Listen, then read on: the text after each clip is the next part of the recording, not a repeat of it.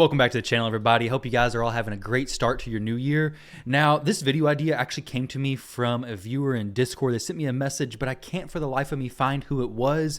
So if you're the person who sent this to me, thank you. I do appreciate it. You can shoot me a DM and remind me, but either way, I want to talk about the fusions that we had in 2024. Now, looking back at this, I realized that Plarium essentially gave us access. I'm going with fusions and free champions, so champions that everybody could have gotten, not necessarily champions like He-Man where players would have had to spend money. But Plarium gave us basically the meta for Arena and actually a lot of other areas of the game. They gave us some of the best champions in fusions, guaranteed events, or free login champions. It's actually quite crazy. Before I talk about that, I first want to ask you guys to like and subscribe to the channel, but also I'm going to redraw this account giveaway because nobody claimed it yet. The person who won did not claim it, unsurprisingly. So we're going to go ahead and copy this. We're going to paste it over here. We're going to fetch the comments, include replies, no. And then let's load up to 700 comments and see what we got. We have a pretty long list of free/fusion champions to go through. And I want to hear from you guys. Who do you believe, if of all these champions, actually, I'll show you guys the list right now. There's no reason to hide it. So of all these champions, we'll talk about them all in the video. If you could only have one, who would you pick? I honestly did not think about that question yet, so I'm going to have to think about it a little bit later on. I think I got an idea, though. I think it was a fusion. I think it was a fusion who I would take over everything else. But here we go. We're going ahead and pick the winner. 3, 2, 1. Congratulations to Terrence Owens. Nut dramatically changed my account. Then I was fortunate to get another. With 2 of them, I am able to progress deep into hard dungeons, Clan Boss, Iron Twins, and Chimera. Their Blessed Bash has been a blessing for sure. Newt is able to self-heal. I thought it said self-harm for a second. Bad idea. Self-heal is good. Turn meter control and freeze with a triple hit and has made him the GOAT for me. He is an amazing champion, so congratulations. Now, I guess he was a 2023 fusion because, yeah, he's not on this list right here. Let's go ahead and get started, guys. So, these are not necessarily in order. I don't know what the exact order was. I try to put it in a loose order, but let's start off with the, I guess, Monster Hunter collab. So the fusion during the Monster Hunter collab was Zinogre Blademaster. Now, what faction does Zinogre belong to? I honestly have no clue, but I do have this champion, so I don't have to look through my index to find out. So Zinogre right here. You can obviously tell that I don't use this champion very much. She was a fusion champion, but she is pretty used by some players. I've seen some players using her in Fire Knight paired with Mikage. Her A1 is a triple hitter, places a weaken. Her A2 is a quad hitter, places an increased speed on all allies. And then her A3 is a quad hitter as well, a chance of placing leech as well as decreased attack. And then her passive, I'm not going to read into this. I don't want to go in depth on all the champions, but Zinogre was a champion who, when released, was expected to be very good in Fire Knight.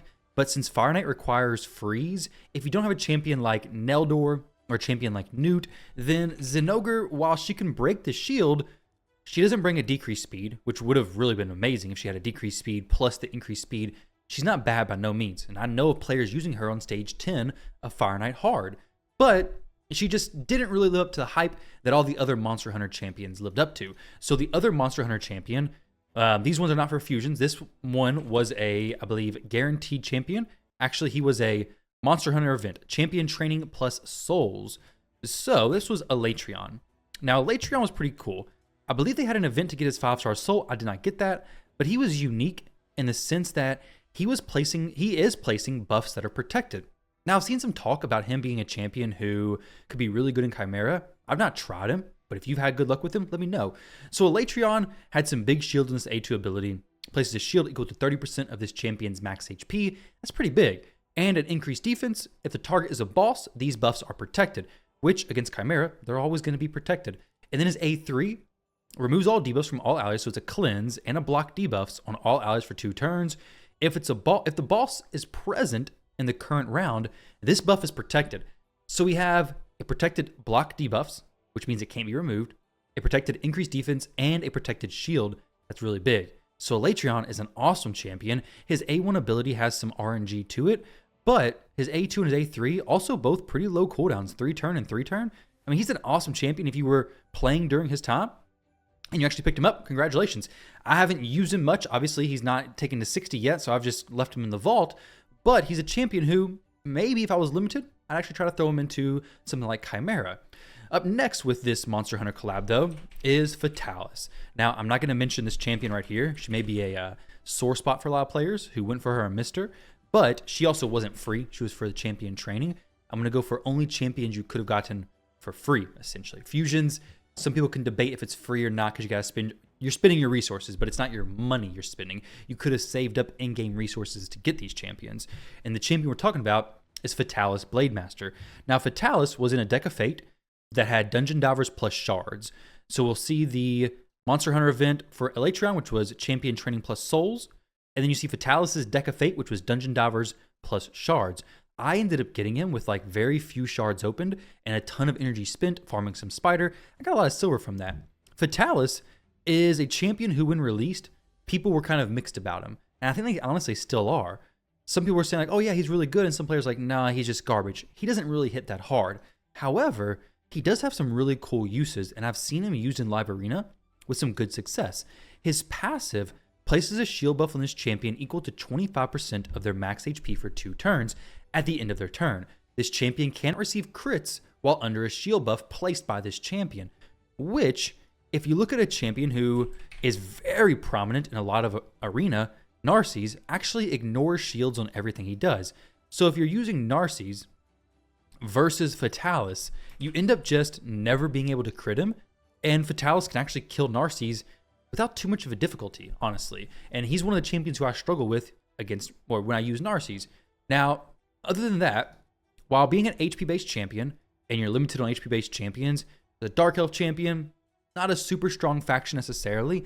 He doesn't see much play on my account, but if you got lucky and pulled a good blessing, he could be like a niche pick versus some enemies. He doesn't bring any special debuffs, but he does have an interesting kit where he does ignore some defense, and he does have an okay multiplier, but he's not really a champion who I'd be excited to build. There's far better HP-based nukers that I could have than this champion, but that's Fatalis Blademaster. Matter of fact, it doesn't even matter because he's not even pullable anymore anyways, right? So Fatalis, this, okay, cannot be summoned from shards.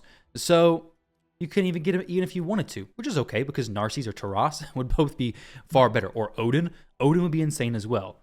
So that is the Monster Hunter collab. Up next, let's talk about Ankora. And Ankora, I believe, would be the legendary. If of all of these I could only have one, it would probably be Ankora.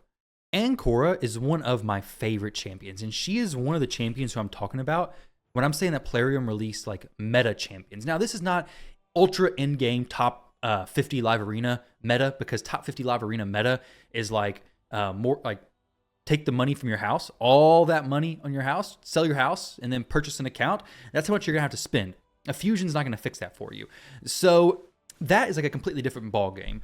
But if you're climbing in live arena, Ankora is gonna be very, very strong for you. So I have mine built and use her very regularly. Great HP, good defense. She's relatively fast. 6 pieces of stone skin. For her skills, though, this is where things are so good. So her A1, she has extra effects if Narses is on the same team, but I don't want to read this whole short story. So basically what happens is she attacks. She has a chance to decrease the cooldown of a random ally skill by 2 turns, except for this champion. If Narses is on the team and has any active skills on cooldown, decreases the cooldown of one of their skills by 2 turns. If Narses is on the same team and has no active skills on cooldown, decreases the cooldown of a random ally's skill by 2 turns, except for this champion. Actually, let me read this last part. I never actually realized there was a heal. If the cooldown on a skill is fully reset, also heals that ally by 10% of this champion's max HP. I actually did read the whole thing just now, but I also didn't even realize that she did that. That's even better. So a 10% heal, if the cooldown on a skill is fully reset. That is super sweet, especially if you're running champions like Rhodos, who has super low, like there's nothing that she could reset and it not be fully reset anyways, right? But then you look at her A2 skill.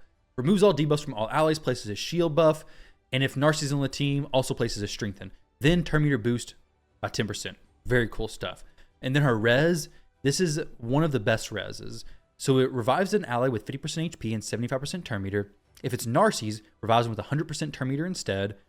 Resets the cooldown of the revived ally skills, not just one, but all of them. So you use your A2 and your A3. You come back, you die, you come back to life from Ankora, and now you have everything off cooldown. Now, this last part's a little bit weird. So she's going to decrease the enemy's turn meters by 10%. If Narses is on the same team, it's 20% and it can't be resisted. The issue here is against Marius. If she revives somebody against Marius, then he's just going to come back and nuke. I've had that happen a lot. But her kit alone is very strong. That alone makes her a good champion. But then her passive is what makes her absolutely insane. Because what you're going to have happening here is this kind of like what Siphi does for Rhodos, cleansing him. But she's doing it just to the champion with the highest crit damage. So whenever somebody tries to place basically a controlling debuff on the ally with the highest crit damage, your nuker transfers those to this champion, fills the turn meter of this champion by 50% if this champion misses their turn due to one of these debuffs.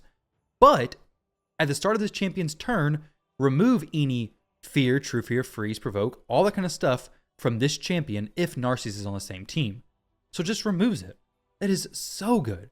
If there are multiple champions on this team with this skill, only one will be active, that's fine. So that's her build.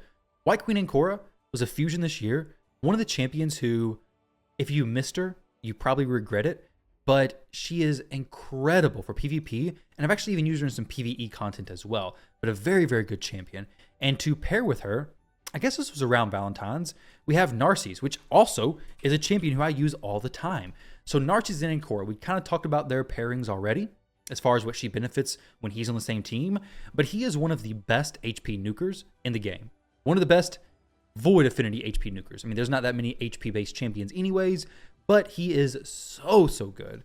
Now, it's a little bit difficult to gear him compared to like an attack or defense-based nuker, I find. But mine is built in Stone Skin with some lethal gear. So 4 pieces of lethal, 4 pieces of Stone Skin. I love Stone Skin in Arena, but if you aren't competing very high, you probably don't need Stone Skin. I would definitely push really good stats if you're not able to get good damage out with Stone Skin as well. But basically, he hits hard with his A1. The A2 is an AoE attack that double hits if they're under shield or strengthen. And then the A3, this also ignores enemies' passives. So like Rhodos, it doesn't matter. He's just going to blow through the Rhodos and kill him. Sigfrin's, no block damage is going to happen. It's just going to blow right through him as well. And then his A3 ability is a double hit if they're under 3 or more buffs. So for example, a Siphi, if they buff up and a Wukong is on enemy's team, then you're just going to kill that Wukong and then place block revive. Also grants an extra turn if it kills somebody and Ankora is on the same team. And then his passive, this champion receives 50% less damage when attacked by enemies, including bosses and their minions, out of their active turn. So from counterattacks, for example. If Ankora is on the same team, this champion will receive no damage when attacked by enemies out of their active turn. I believe this also works for ally attacks as well, because I see people using Mikages and stuff to bring everybody in to attack Narses, and it does absolutely nothing to him. And then this champion's skill will also ignore shield and strength and buffs. That's really cool, except for when it's Fatalis, who can't be crit if he has a shield on him. So something to keep in mind there. But Narses was so good. So that was very early in the year. Matter of fact, I believe Armanz was like very close to that as well. So we have Ankora and Narses talked about. Narses, in case you guys didn't know, was from 110 void shards. You could pick up Narses. So when you're going through this year, know that we're going to be due a void legendary guarantee. And if he's even close to Narses' level, you're not going to want to miss out on him. So try to save up your void shards. It's going to be a lot. Maybe even skip some 2x events until you get a little bit closer. I'd say purchase some, but I don't want to promote spending because it's really not worth it. You can save your money. I did purchase some over the Christmas deals because knowing they're going to come up and knowing I'm probably going to want the champion, I would rather purchase it on a good deal. But it's just something for you to be made aware of, guys. I do not want you to purchase. You can play the game without purchasing a single thing, and it can be enjoyable, all that kind of stuff. Just spend responsibly if you do so, but know that, hey, there may be some really good Void champions coming up from a guaranteed event eventually, and if so, you may want to be prepared. The best way is to start now saving your Void shards. So up next, let's talk about the man himself who destroyed Arena, basically. That's Armanz. So Armanz was also a fusion, a insane fusion as well. So Armanz, when he was released, people were saying this dude's broken. This dude is way too strong. And Plarium's like, yeah, and we love every second of it. So his A2 skill doesn't just reduce everybody's turn meter, but it steals all turn meter. You guys already know how it works. It steals everybody's turn meter, places stun on them for enemies not under sheep. And then, since he's stealing turn meter, It's not just reducing turn meter, it's stealing the turn meter. So now your turn meter is my turn meter. That turn you were going to take is now my turn. And then he goes into his A3, which places a sheep. It then has a chance of removing all buffs from all enemies and fills his champion's turn meter by 5%. So we have a 3-turn cooldown on this as well. Why did Plarium think this was a good idea to make a champion like this? I have no clue. But you have a 3-turn cooldown on a skill that steals all turn meter. You have a 3-turn cooldown on a skill that boosts turn meter based on buffs removed, and then your A1 has a chance to increase the cooldown of a random active skill by 2 turns. Also, fills this champion's turn meter by 10% for each turn added to the cooldown. So, this dude's crazy. Whenever a sheep is removed or expires, increases the cooldown of a random active skill, fills his champion's turn meter by 10% for each turn added to the cooldown. I mean, this dude's getting so much turn meter boost, so much stuns, all those kinds of things. Some sheep going out there. He is insane for the arena. You already know this. He's also really good for dungeon content. However, I recommend if you're using him in like dungeons and things like that, or you're using him in like want to have just full auto, to turn off the sheep, because it's very annoying for him to lap your team and get back around to a turn to do a sheep again, just for the sheep to come back out with 50% HP. I've had it happen in arena before, where he is essentially just prolonging the fight because I'm about to kill the enemy and then he sheeps him. I'm like, dang it, I need to go in and manually intervene on this because he's just going to keep sheeping them. Basically just sheep, and then they're back with 50% HP. So it's annoying. Sheep's annoying, but also his sheep situation there is quite annoying. There's his masteries in case you guys want to copy this build down, but I do use him well, I try to. He gets banned in live arena all the time, but he's pretty fast. I can make him a little bit faster. But the thing is that he doesn't really get past the ban phase anyways most of the time. So I really don't know if I even care. Like, if he's never going to be in a fight, why do I got so much crit damage on him? This is a crit damage necklace. Okay, cool. Either way, if he's never going to be in a fight, why do I need to worry about it? So Armanz right here. Up next, let's talk about Eostrid, and then we have Wixwell. So Eostrid is a champion who I was a bit of a slacker on. However, I got lucky, ended up pulling her. Amazing champion, especially for those players who don't have Necmo. If you don't have Necmo Thar, Eostrid is like the next best champion. Well, she's better in some areas and then not as good in others. But the reason why she's so cool, and I was actually really wanting her for a long time, is because she may actually be the only champion, let's see, who does a decreased defense and a weaken. AoE. Yeah, I think she is the only champion who does that. Or sorry, not decreased defense, a decreased speed and a weaken AoE. Definitely the only champion who also brings an increased speed, right? No, Theodore also brings this. Weaken, increased speed AoE, and then a increased speed there. Decreased speed and increased speed. So Eostrid and Theodore, similar. However, Eostrid is also bringing a speed aura in the arena. She's also bringing heals from his passive skill whenever an ally has a turn meter boosted, and an increased attack. So she is bringing a lot of stuff. She can also deal some decent damage, but the reason why she was so important for me, and why I regret missing her fusion, but I did pull her recently, thankfully, is because she pairs with my Obro team flawlessly. Now, I'm still working on getting this team min-maxed, but what happens here is before I was using Lydia. Lydia places decreased defense and weaken. However, Obro on her A1 ability can place decreased defense everywhere. So I don't need Lydia doing both of those. So instead I have Eostrid doing weaken AoE and Obro doing the A1 decreased defense AoE. So they're both keeping up the debuffs that Lydia has, but now I can throw in a different champion in that spot, being Eostrid, and get more turns, and overall have a better, higher functioning team. So Eostrid brings some amazing stuff. She can be a great speed booster in the arena for you. If you pull her, you got an amazing champion. If you fused her and she's in your vault, I bet you have a space for her to be used in game somewhere. So start to build her. Increased speed, turn meter boost by 15%. It's close to Arbiter, not quite. Arbiter's is 30%, but the increased speed, Arbiter doesn't have that. But Eostrid also places a decreased speed AoE as well, and a decreased turn meter. So it's kind of like a Lysandra plus an Arbiter. Lysandra, it's basically that, honestly. Very, very similar. But either way, Eostrid, amazing fusion champion. So we've already gotten 3. Honestly, this little block right here, Plarium was on a hot streak. They were releasing incredible champions, and this was early in the year as well. We had Ankora, Armanz, Eostrid, into Wixwell. And then Wixwell, guys, he is insane. He is still insane. But when he was first released, he was a little bit broken. So there was some teams using Wixwell plus Yannica when Wixwell was first released that are not relevant any longer. So let's see if I can find Wixwell and Yannica. Basically, you would use Wixwell extending and growing the shield, and Yannica blowing up the shields on the Hydra. So we would do some crazy damage. The team was not fun to run. So I built several teams for this Yannica Wixwell stuff, and you can see this thumbnail right here. I hate this team, and I did hate the team because there was so much to it, and it was difficult to run, but it was your only option to somewhat compete with the Trunda meta that was going on. But it was awesome. It was a very good team, very cool team, but they changed the way Yannica worked. They capped the shields, and he's not as strong as he was. However, he is still very, very good for making just like basically brainless clan boss teams. If you throw a few extenders in there, you have an infinite shield, and you're going to get a one-key clan boss. If you have Wixwell, you have a one-key clan boss team. That's really all there is to it. I mean, you don't need that great of gear either. You can literally throw in Valerie. I don't know where she's at. Maybe I have her. But she's farmable from the first stage in campaign, and she extends buffs on her ability. Right here. Increase the duration of all buffs on all allies by 1 turn.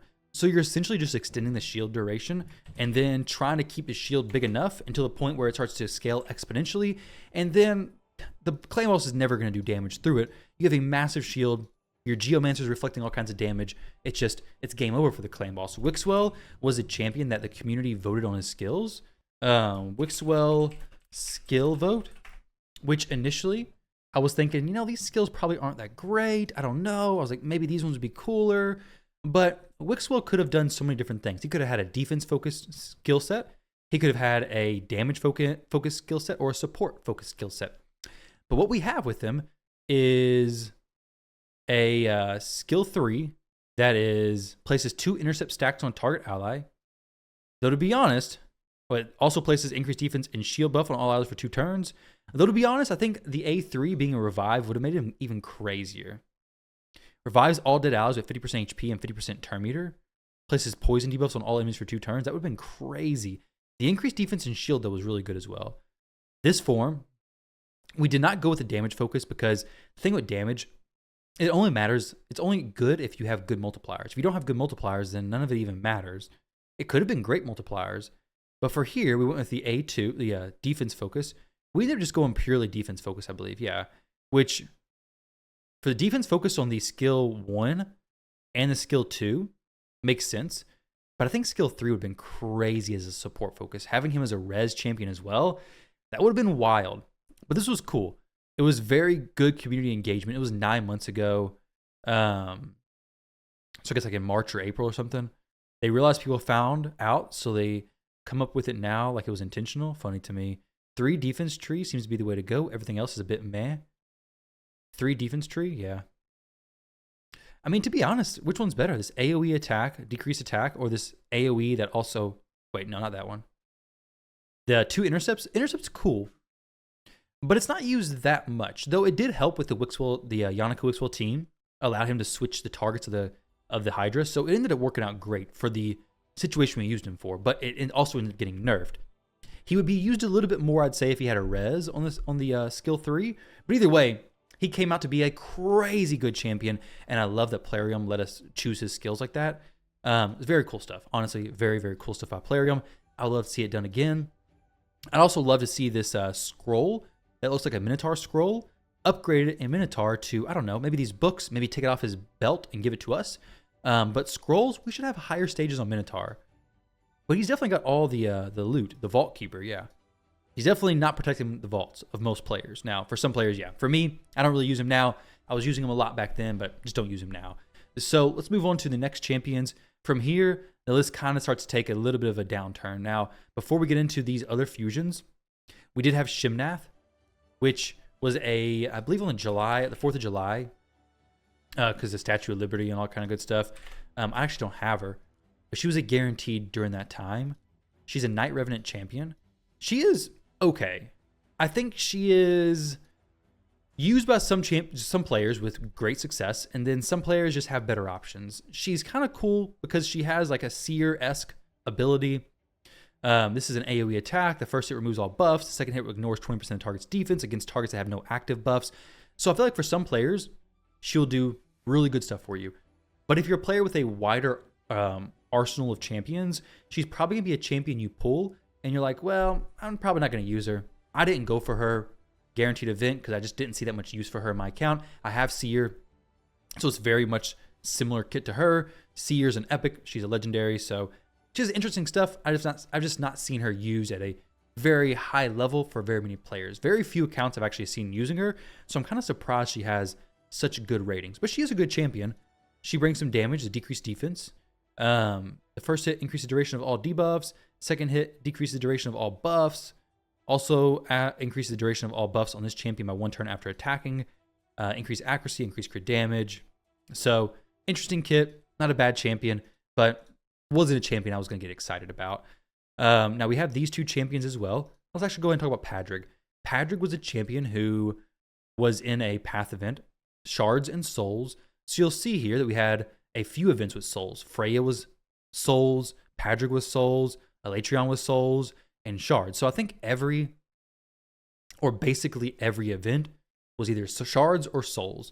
So you may want to consider saving Shards or Souls for future events, which kind of makes me wonder if they're going to do a champion path event sometime soon using Soulstone, since they just now ended a actually no, they literally just ended a what's his name, Bells? Was Bells with Shards and Souls? Yeah, I think it was Shards, Souls, and Dungeon Divers. Either way, I forget how you actually got him. I did get him, but I forget.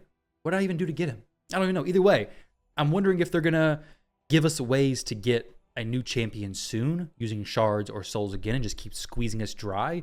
But with this Awakening boost, it kind of makes me wonder, because this is like a perfect time to pull your Shards or your Soul Stones, and I would do it, but just always know there may be something worth saving for. Just keep that in the back of your head. But talking about Padraig, he is a champion who absolutely amazing. I don't know if people even underestimated him when he was released. They did have a soul event for him, which I did not go for. I don't think he needs a soul, but I use him in Fire Knight. I've used him in Hydra. I've used him in, I don't know where else, but the arena. He's a great champion there as well. A turn meter boost, plus an increased speed, and then an ally attack, and then maybe just as important, but a passive that gives champions buffs based on their type, which is so good because it's often that I'll be building maybe an arena team for somebody, and maybe we have a defense-based champion in there and an attack-based champion. Well, Arbiter is easy to get. Maybe they have Siphi, but maybe you don't have both those champions in the same team. Well, Padraig can just slot in, and now you get the increased attack and increased defense to help both of those champions just on his passive. Or in my Fire Knight team, I don't have to worry about bringing in an increased attack champion because he's going to give the people increased attack every single time. And then the A1 that has a chance of decreasing the cooldown of a random ally skill by 2 turns is so good as well. It makes a little bit more RNG in some of your runs. Some of your runs could be faster. Some of them are going to be slower. But Padraig being a champion that you could get from a path event, so good. Now, I guess he was Shards and Souls specifically. So there was no champion trained Dungeon Divers involved. So just Shards and Souls for him. So try to save your stuff, because if we have champions like this early in the list, you can see it. All right, we have these 3. Let's talk Freya. We can talk about her in just a moment. But Padraig, Fatalis, Elreon, these top 2, I would definitely have skipped just for Padraig, because Padraig I use way more. But there's definitely, I'd say almost with 100% certainty, going to be champions this year that are going to be similarly game defining as these ones. I mean, we had Newt the previous year. I forget who else, but definitely Newt. Newt was like one of the best fusions we've had in a very long time. So Padraig, that's him. Let's talk about another fusion, the Incarnate. I'm not going to lie, I don't really care about her. I've not looked at her kit, and I've not built her. I don't know if I even have her, honestly. But I do know where she's at. And I do know that she's a champion who some players will use if you just don't got better options.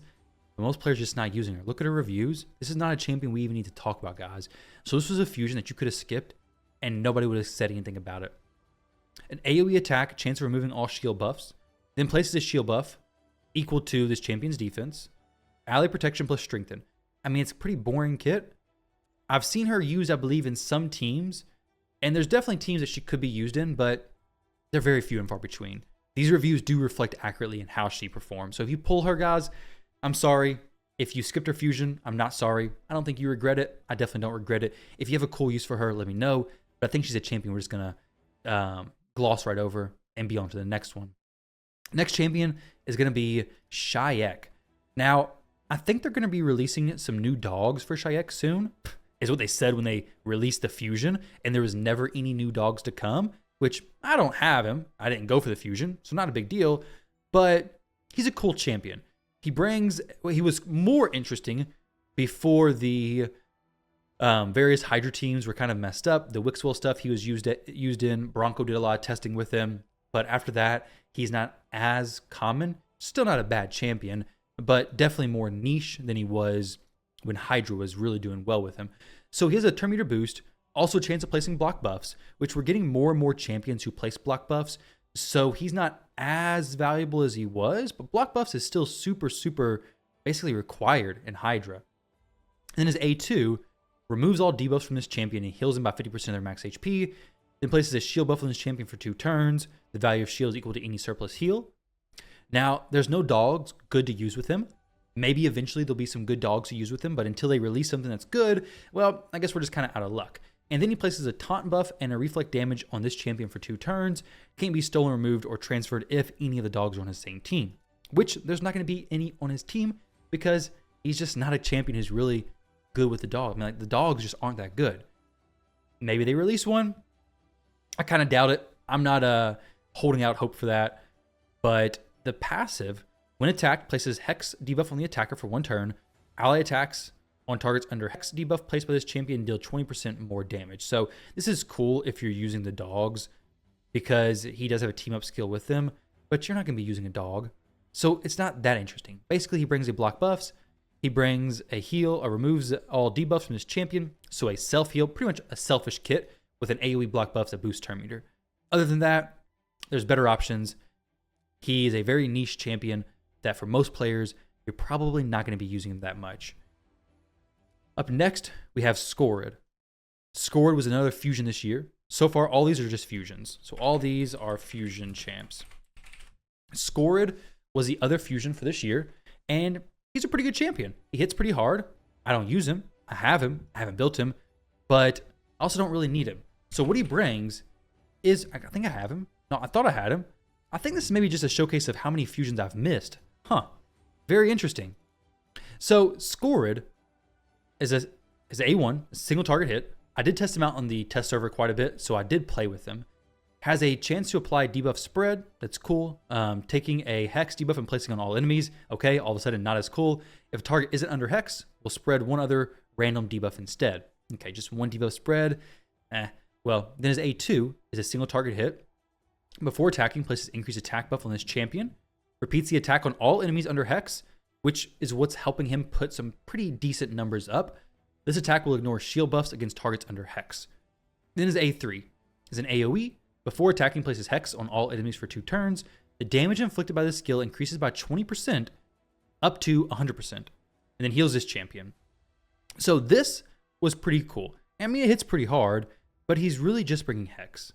I mean, he's not a bad champion.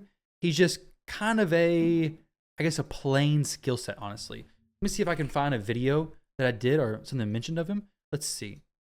Skorid raid.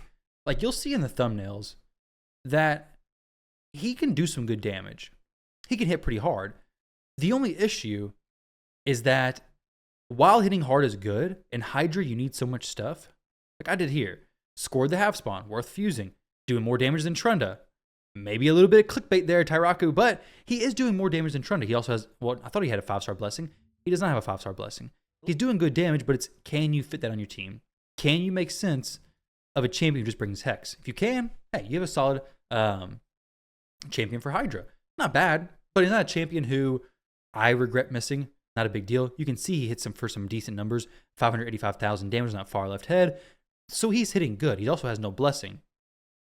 Let me actually see. So 30 million there, close to Obro in some sense. If we had a 5-star blessing, I don't know if Nature's Wrath was buffed as it is now back then. So if I had him, I'd probably build him and try to test him out in some Hydra content. It's just, depending on your account, he may be really good, or you may just not be able to make sense of the role. especially when you see some of these other champions on the list, they're just going to be better for you than him. Not a bad champion, probably up there with, definitely on the top half of the best fusions for 2024. I wouldn't put him in the bottom, absolutely not. I would leave that more reserved for the Incarnate and then champions like Shayak maybe. But you guys can debate me about that one down below. Up next is a champion who would absolutely just dominate Skorid. Like, when you're comparing Thor to Skorid, there's no comparison. Thor is just so good. A champion who I also missed the fusion of. I have a new goal for this year. It's to actually do all the fusion, or do some of the fusions. Do at least most of the fusions, I guess. But Thor is such a good champion. I honestly wish I would have had him. I would definitely be using him, but for some reason I missed his fusion by one champion. I remember that. It wasn't a fun time. But he's amazing for Fire Knight. He's amazing for Hydra. He's amazing for other areas that I can't think of. Arena, depending on where you're at in the game. But the A1's a double hit, so good for Fire Knight. The A2 hits extremely hard, AoE attack. The A3 places a self-increase attack and increase crit damage and an AoE decrease speed. And then he has a stun AoE after he deals 10 hits, basically. So he's doing a ton of stuff, plus can have Nature's Wrath blessing on him. So Thor is a monster in Hydra. Does some of the best damage that I've seen, and also can clear Fire Knight very well. So Thor, one of the best champions to fuse in 2024. If there's a champion at this level this year, there will be. I mean, we're going to have 12 fusions, right? We had 1, 2, 3, 4, 5, 6, 7, 8, 9, 10, 11, 12, 13 fusions. So Lady Noelle is kind of this year, but I just ended her there. But 12 or 13 fusions. That is a lot of fusions.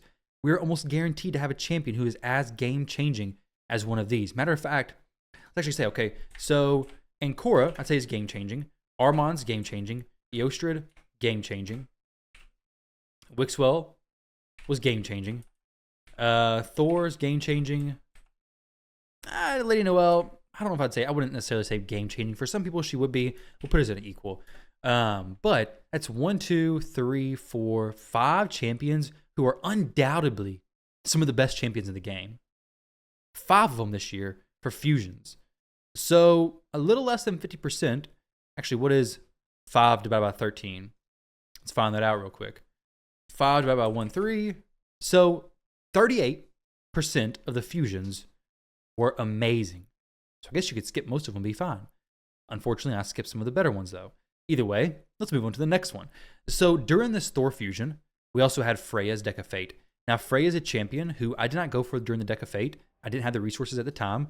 She was achievable with champion training plus souls. I wasn't ready for it, though I should have been with the champion training. I guess I just didn't feel like going that hard, but I did pull her recently. And she's actually also really good. Matter of fact, some of the teams in Chimera Clash are actually using her with some really good success. Let's see if I can find some teams using her. There was a team yesterday I saw that had a Freya in it, but she was definitely popping up more than I expected. So here we go, right here. OC Tempest. We have Freya right there in a, I guess, 9-piece protection set. She's a 5-star blessing, but she can hit hard, do some pretty good damage. But the reason why she is so cool and so unique is because, one, her A1 skill actually hits pretty good. It's placed as a provoke, but her A2 places an increased defense and a pretty big shield.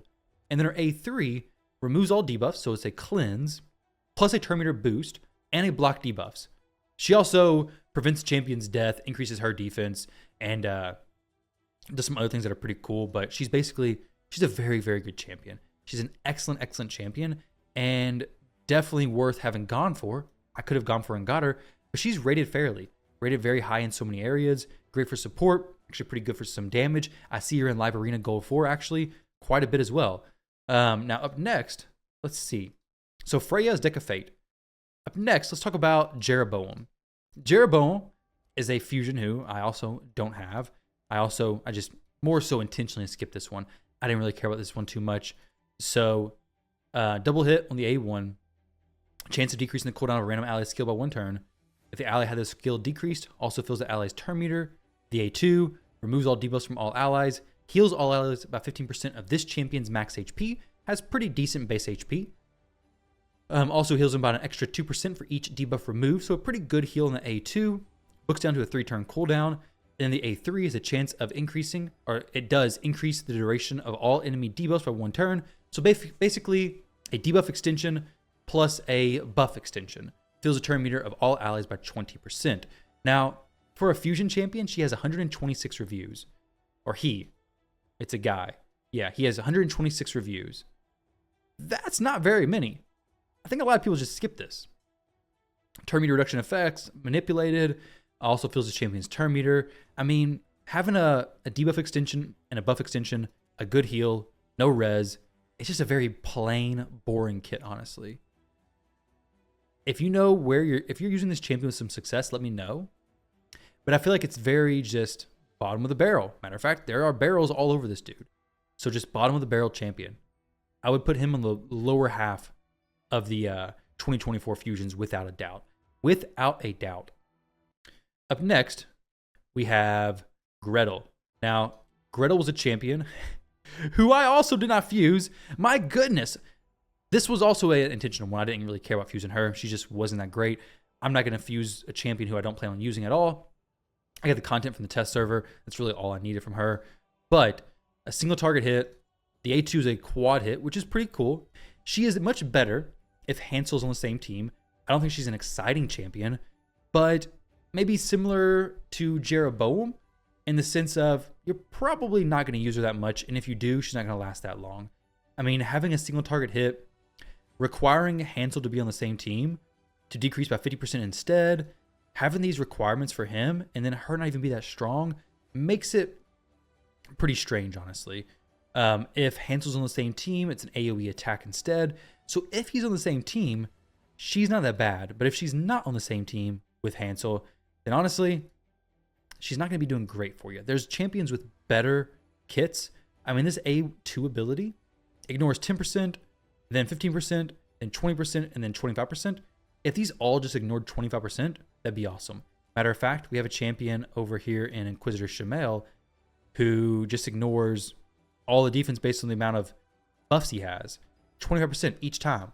So matter of fact, maybe I need to revisit that. I was saying that she's not a horrible champion, but if she's not going to be used on your account, maybe she just is a horrible champion, especially when a epic is basically comparable to her. This fills a turn meter by 50% whenever an enemy is granted an extra turn. So honestly, yeah, not that exciting of a champion.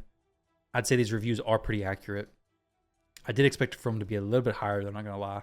Granted, I wouldn't pay attention to these reviews all the time because they're not always correct. There's plenty of champions who they are definitely not correct for. But Gretel, not a very exciting champion. Up next, we have Stokk the Broken. Now, this was an exciting one. Not a champion who I needed, so you may have already seen it. I did not get him. But he was a good champion. He's a very solid champion. Right here, Stokk the Broken. I actually see him talked about a lot for like Clan Siege and things. So for his ratings, I bet you he's like 4.5s and above. There we go. So everything above a 4.5, very, very good ratings. So his A1 ability is attacks one enemy 2 times. Each hit has a 25% chance of increase in duration of poison and HP burns. The A2 is an AoE attack. The first hit instantly activates all poisons and HP burn debuffs on all enemies and all continuous heal buffs on all allies. The second hit has a chance of destroying each target's max HP by 3% for each poison and HP burn activated on them by this skill. Then fills a turn meter by 20% of all allies. And then his A3 places 2 poisons on all enemies. If any targets are under HP burn debuff, places 3 poisons instead and a 25% weaken. Also places 2 continuous heal buffs on all allies for 2 turns. This is a good solo champion. This is a champion who makes sense in various areas of PvE content. Now for PvP, are you using him? Probably not that much. But have I seen him talked about being used? Yes, I definitely have. The damage inflicted by poison and HP burn debuffs will ignore block damage and unkillable buffs. That's very cool. Whenever allies attack enemies with destroyed max HP, increases damage dealt by 10%. So Stokk definitely deserves his ratings he has. He's a very good champion.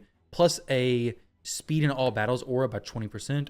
Super solid, super strong champion, especially if you're looking for some solo/duo content or just general progression in dungeons.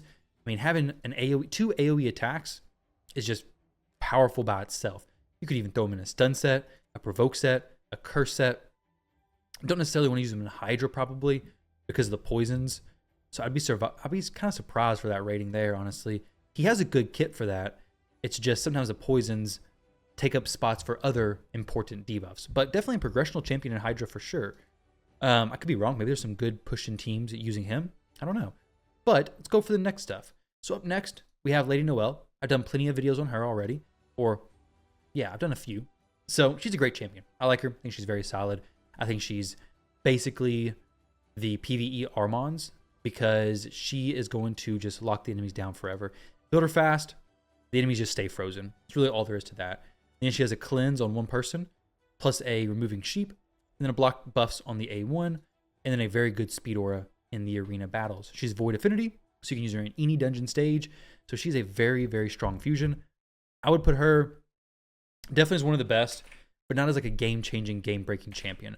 So we have, actually Stokk, I'd take that back. He's probably a game-changing champion for some players. So we have 1, 2, 3. I mean, Skorid's good too. Let's see how many garbage champions we have. Gretel, I'd say was just garbage. Nobody needs her. Jeroboam's kind of trash. Nobody needs him. Incarnate's kind of trash as well. Zinogre, not game-changing, not trash. So I'd say, personally, we've had 1, 2, 3, 4, 5, 6 champions who are game-changing, amazing. Lady Noelle gets a plus because she's not game-changing necessarily, but actually she could be for some players. She's very good, but I wouldn't say she's on the same level as the other champions. Gretel, Jeroboam are pretty much trash tier. Gretel, Jeroboam, and Incarnate. So we've had 3 trash, and then Zinogre, I don't know. I don't think she's not on the same tier as Lady Noelle, but she's also not on the same tier as Gretel and Jeroboam. Skorid and Shayak, I'd say, are pretty fairly on a similar tier. Actually, these 3 are probably the same as Zinogre. Lady Noelle's kind of by herself. Some players she's going to be game-changing. Some players she's not going to be used. And then Stokk, I guess he's kind of the same. So this is not a tier list whatsoever. This is a plus and minus. Who knows what this is, guys. But the fusions for this year were crazy good. Now, we talked about some of the guaranteed champions already, being Elreon, Fatalis, Padraig, Freya, Narses, Shemnath. These ones were all good. Shemnath, these ones were all good. These ones were all very solid, with these 3 being especially insane. Fatalis and Elreon are used, not as amazing. Shemnath I skipped and don't regret. But let's take a look at the free login champions. These champions are the ones you could have got 100% for free. We have Loki, who initially was not very used, but during the Odin dungeon, Loki actually got some playtime. Mine's not built anymore, but he's not a bad champion. AoE attack, if he's under Veil, it does some other effects. The biggest thing with him is that keeping him under Veil, it's just so difficult to do that he ends up being very useful initially, but then kind of drops off with his usefulness. So Loki's not a bad champion, and if you can keep him under Veil, he's even better. But if the Veil is going to be falling off, he's just kind of difficult to use. I've seen him in the arena a little bit, not very much, but he probably has some decent ratings. Makes sense, but nothing crazy. I'd say if you can build him and make him work for your account, that's awesome. But I think a lot of players probably just have him in the vault. I have him in the vault. I think he probably has a bit more value because he has this 5-star blessing we could have gotten, I believe also for free. So getting Brimstone at 5-star on him just makes him that much better for so many areas because maybe you don't have a 5-star Brimstone for that area. The next champion, I actually forgot about him during the Monster Hunter event, which is Rathalos. Rathalos is a champion who you could jump in here and manual, okay, every 5th hit, he's going to deal 200% more damage. You could count that. I need to use the A2 on the 2nd use of this in the 5th hit, so this could do the most damage possible. But in reality, if you just throw him into Hydra and let him go full auto, have a champion in there with HP burn, he's going to do a lot of damage. Like, he hits extremely hard, like millions and millions of damage. Very, very hard-hitting champion. I mean, he was free. He's a free login champion. I had him in 9-piece Merciless, and he was actually putting up some really good numbers. But I've changed my Hydra teams a little bit. Maybe I throw him back in there, honestly. I may throw him back in because he was putting up some good numbers, and I was quite impressed. So Rathalos, amazing champion. Very solid in Hydra especially, but he can be used in PvP. You're probably going to drop him relatively quickly, but Earlier on, yeah, he can be a hard-hitting champion who can do really well. Now, with that said, he's also not pullable from shards. So if you don't have him then you're not going to get him now. But up next, let's talk about Ninja. Ninja was returned to the game. I don't think there's too much to say about him, honestly. If you got him, congratulations. He's amazing. He's used in a lot of different areas. He is used in Chimera. He's used in Hydra. He's used in Sand Devil. He's used in Phantom Shogun. He's used all kinds of places. An AoE freeze on minions, a HP burn and activation against like bosses, and then a decreased defense on the A1, and then scales his attack and crit damage as the fight goes on. An amazing champion. So good. If you have him, congratulations. If you missed him, I feel bad for you. Now, Adeline is the next one. And she's a champion who is good for some players, but then kind of useless for others. For me, I'm one of the players that she's kind of useless for. I put her in the vault, just kind of left her there. But for the players who got her 5-star soul, she can be very good in things like Iron Twins. I've seen people talking about using her there. But she brings a debuff transfer, a pretty good size heal, and then a sleep for things like Sand Devil, plus a decreased speed and decreased attack. Somebody told me he was using her in Iron Twins, but I think Sand Devil is probably the place that she shines the most, which is why she has the best rating there, because of that sleep. I still don't think she's amazing there. I still think she's a pretty poor free login champion, especially when you compare it to all these other ones. So let's delete these ones up here, and let's see what the free login champions are. So Loki, I'd say is okay. Rathalos, I'd say Rathalos is really good. I'd say Ninja's really good. I'd say Adeline and Skeletor and Loki. I'd say Adeline's the lowest. Skeletor is below Loki, and then Rathalos and Ninja at the very top. Let's actually put them at the top to make this make sense. So Adeline, I just don't see her having that much use for most players outside of the blessing. If you don't have the blessing on her, I feel like she's not very popular. But if you do have the blessing, maybe you can get some more use. But that's just the 5-star Brimstone kicking in. And then we have Skeletor. Skeletor was a champion who was just recently released. Awesome champion. I love the whole theme they did. He-Man, so good. Not a free champion though, unfortunately. But Skeletor is a double hit there. His A2 skill has a chance of placing petrification. If it's a boss, place a decreased attack and decreased speed for 2 turns instead. Whenever petrification is removed or expires on an enemy, a 50% chance of placing decreased speed. And then his A3 places increased accuracy on all allies for 2 turns. This is cool, but there's other champions who do it better. It then decreases all enemies' turn meter by 15%, and then his passive, whenever this champion attempts to place a debuff, steal a buff, decrease enemy's turn meter, or basically anything, increases his accuracy by 20. And then whenever this champion is hit, has a chance of placing decreased resistance. Now for his ratings, I'd say they're pretty accurate. He's just not that great of a champion. He's just not that great. Whereas He-Man, on the other hand, is absolutely insane. He-Man is crazy. Skeletor just looks cool. Other than that, not much special about him. So guys, that was a wrap up of the free login champions, fusions, and such this year. Honestly, what I realized when doing this list is that Plarium gives us so much free champions that are very good. Fusions, they give us so many access chances to champions who are game changing that are not just pull them from a shard.